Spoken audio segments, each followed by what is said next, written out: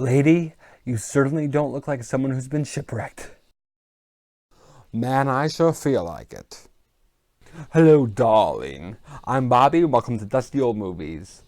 The reason I first checked out Lifeboat was actually not because of Alfred Hitchcock, but because of Tallulah Bankhead. When I was about 7, I saw Tallulah Bankhead on one of the hour-long I Love Lucy episodes. And I don't know why, but I just loved her. When I got a little older, I wanted to see more of this lady, and they actually talk about Lifeboat in the episode, so I checked it out, and I discovered it not only to be a great Tallulah Bankhead movie, but also to be an underrated Alfred Hitchcock masterpiece.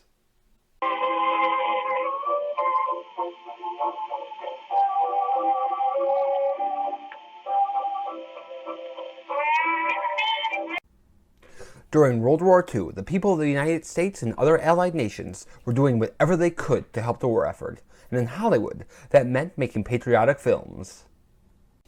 Alfred Hitchcock's mother and brothers still lived in England, which was being bombed regularly by the Nazis, so he felt especially passionate about this.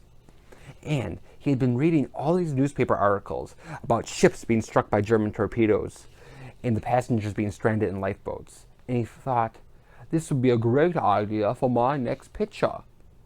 Of Mice and Men writer John Steinbeck was hired, but instead of writing the screenplay, he wrote a novella, which served as the basis, much to his dismay, the very loose basis, of the story.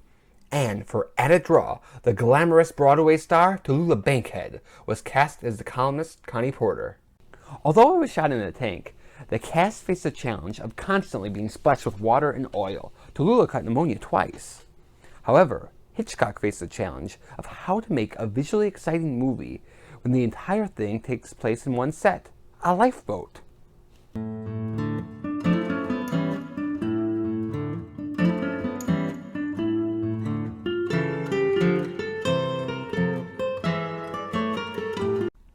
A German submarine torpedoes and sinks a ship.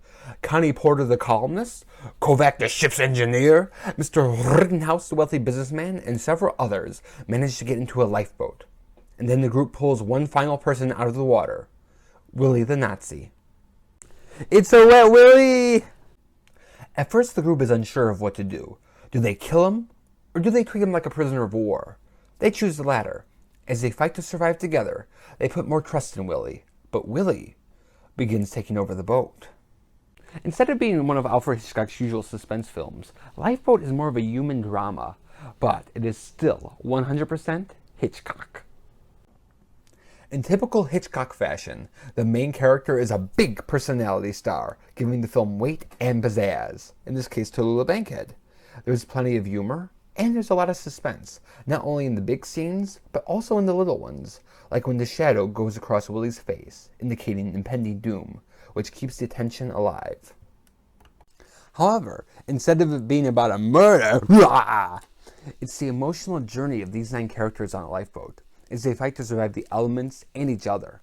They experience intense hate for the Nazi, loss when members of their group die, my donut, despair, and regain strength. Eat this, Popeye. And it can be very sad and touching. However, because it's done in that typical Hitchcock style, it never becomes overly sentimental. Take the opening scene, where Connie is describing her pictures, and she takes one of the baby bottle floating in the water. And what pictures I took, darling! I got one of the people around the lifeboats. They move slow and heavy and fat with their life belts on. So lonesome. Look, the perfect touch! Why don't you wait for the baby to float by and photograph that? It's a sad image, but the way Connie and Kovac play it, it's funny, it sets up their relationship dynamic, and it starts Connie on her character arc. These emotional scenes all have impact, but Hitchcock never dwells on them too long to where it slows down the story, so his unique style actually complements the emotional nature of the film. It makes it more entertaining and more effective. Also making the film effective is the film's excellent cast.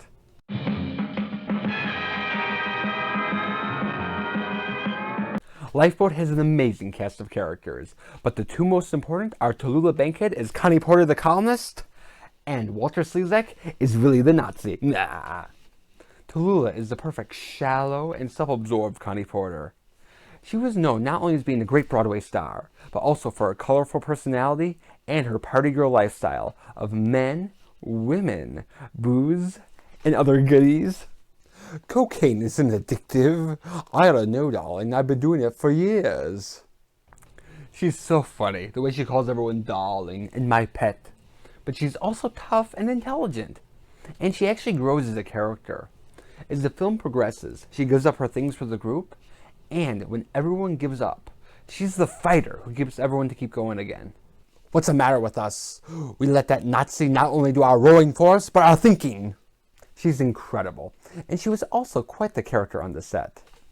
At one point, the actors had to climb this 12-foot ladder to get to where the lifeboat was. And of course, Tallulah didn't wear underwear.